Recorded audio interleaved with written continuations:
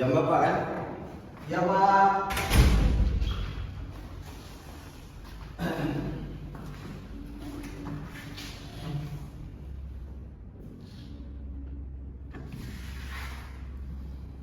Assalamualaikum warahmatullahi wabarakatuh.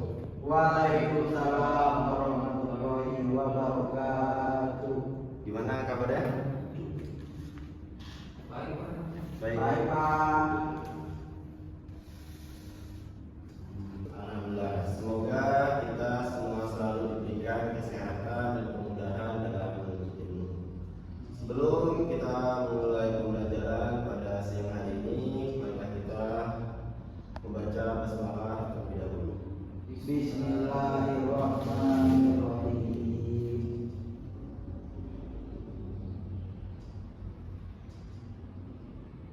Oke, baik. Bapak sekarang mengajar tentang tayamum. Di sini pada pertemuan sebelumnya kita telah mempelajari tentang zakat. Masih ada yang ingat selama dari minggu lalu? Ingat Pak dikit. Ingat.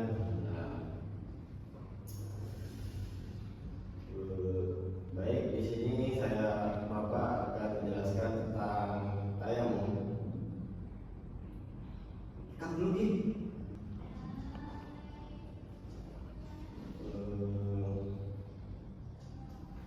Anak-anak, pada pertemuan sebelumnya kita telah mempelajari tentang bersuci.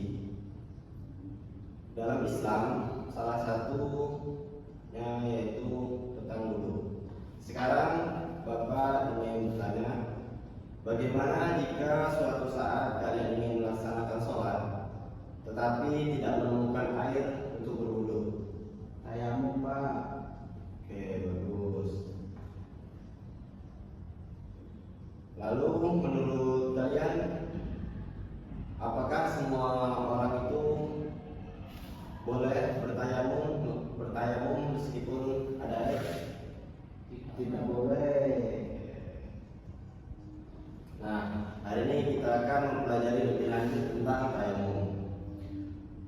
Mana Bapak akan membacakan tujuan pembelajaran pada siang hari ini, yang mana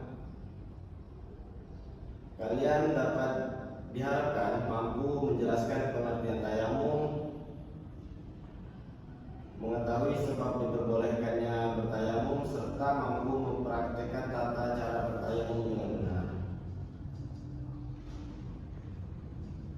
Mana Bapak akan menjelaskan tentang pengertian tayamum. Tayamum adalah bersuci menggunakan debu yang suci sebagai pengganti wudu atau mandi wajib ketika tidak ada air, atau terdapat halangan menggunakan air. Allah Subhanahu wa Ta'ala memberikan keringanan ini agar umat Islam tetap dapat melaksanakan ibadah meskipun berada dalam kondisi tertentu.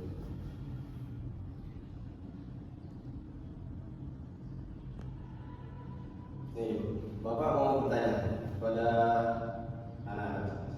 Menurut kalian kapan seseorang diperbolehkan untuk bertayamum? Tuh, beri aplaus dulu.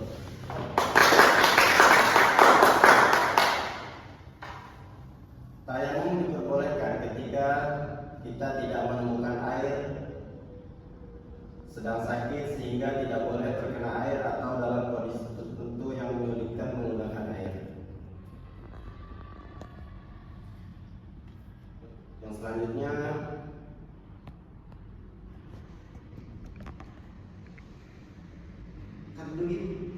Boleh.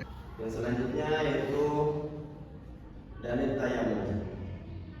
Dalam Al-Quran surah An-Nisa ayat yang ke-43, yang mana artinya itu kan ini. Yang selanjutnya itu dalil tayamum.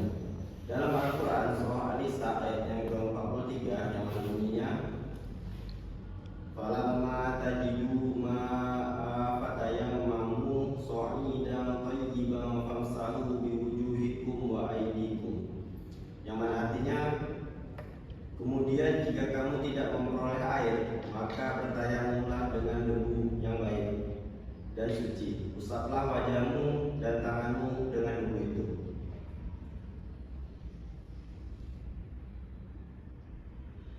ini menunjukkan bahwa Islam adalah agama yang memberikan kemudahan ketika ada kesulitan menggunakan air.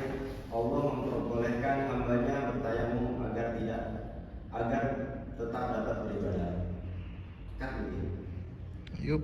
Yang selanjutnya sebab diperbolehkannya bertayamum. Ada beberapa keadaan yang diperbolehkan bertayamum, yaitu yang pertama tidak ada air, yang kedua sedang sakit sehingga tidak boleh terkena air, yang ketiga air yang ada hanya cukup untuk minum, dan yang keempat cuaca sangat dingin dan membahayakan kesehatan. Ini menunjukkan bahwa Islam tidak memberatkan umatnya. Selanjutnya syarat bertayamum. Syarat tayamum adalah hal-hal yang harus dipenuhi sebelum melakukan tayamum. Misalnya benar-benar tidak ada air atau tidak bisa menggunakan air menggunakan debu yang bersih dan suci. Contoh, jika masih ada air yang cukup untuk bersuci, maka seseorang tidak boleh langsung bertayamum. Yang selanjutnya rukun tayamum. Rukun tayamum adalah bagian yang harus dilakukan agar tayamum sah. Jika salah satu rukun ditinggalkan, maka tayamum tidak sah. Rukun tayamum ada 4. Yang pertama yaitu niat, yang kedua mengusap wajah, yang ketiga mengusap kedua tangan sambil pergelangan, dan yang terakhir tertib atau berurutan.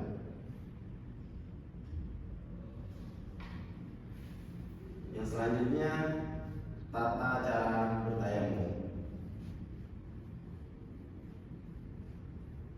Tata cara bertayamum ada 7. Yang pertama yaitu membaca basmalah, yang kedua berniat, yang ketiga menepuk tangan ke debu yang suci, dan yang keempat mengusap seluruh wajah, yang kelima menempukkan tangan kembali ke debu, yang keenam mengusap kedua tangan hingga pergelangan, yang ketujuh dilakukan dan tertib. Kan begitu, berapa begitu?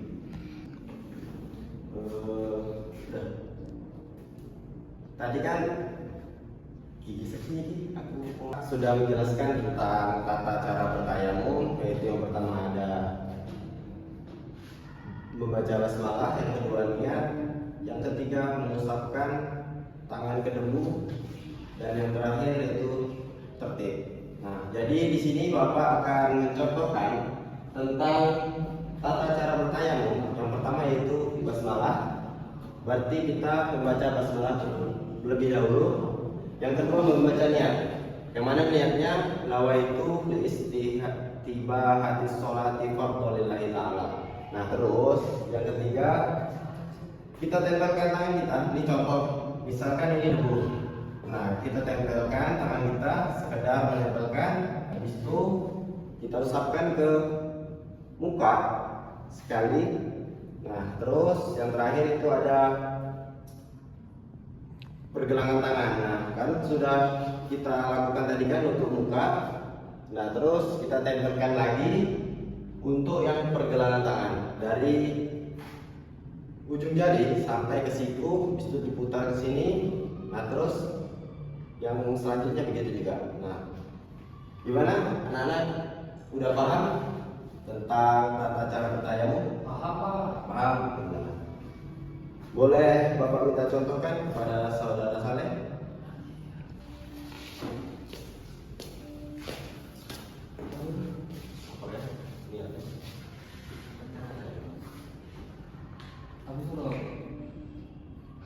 Praktek tayamum. Baik, saya di sini akan mempraktekkan tayamum. Yaitu yang pertama kita harus berniat. Niatnya yaitu nawaitu tayammuma li istibahati sholati fardholillahi ta'ala. Artinya dengan bertayamum agar bisa melaksanakan sholat karena Allah Ta'ala. Jadi tata caranya pertama cari tempat debu yang menurut kalian suci, tempelkan tangan di sini. Kemudian seperti ini, baru membasuhkan gini.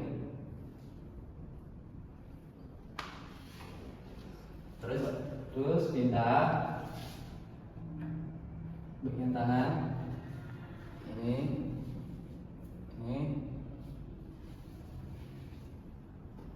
Udah. Terima kasih. Beri apa dulu? Oke, itulah tadi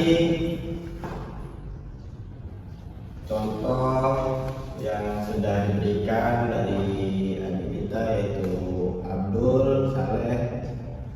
Terima kasih. Semoga anak-anak yang lain dapat melakukan bertayamum jika di rumah tidak ada air.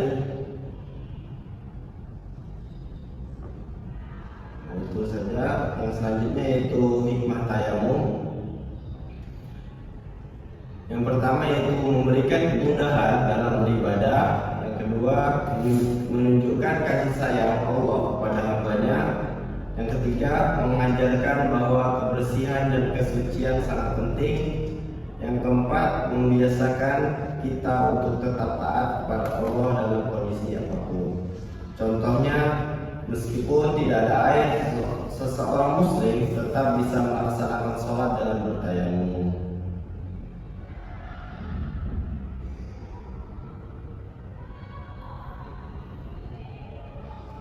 Kesimpulannya dari materi pada siang hari ini, tayamum adalah pengganti wudhu atau mandi wajib ketika tidak dapat menggunakan air. Tayamum menggunakan debu yang suci. Tayamum memiliki syarat, rukun, dan tata cara yang harus dipenuhi.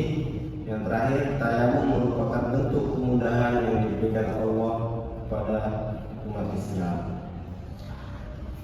Penutup, semoga setelah mempelajari materi pada siang hari ini kita dapat memahami dan mempraktekkan tak bertayamum dengan benar ketika diperlukan.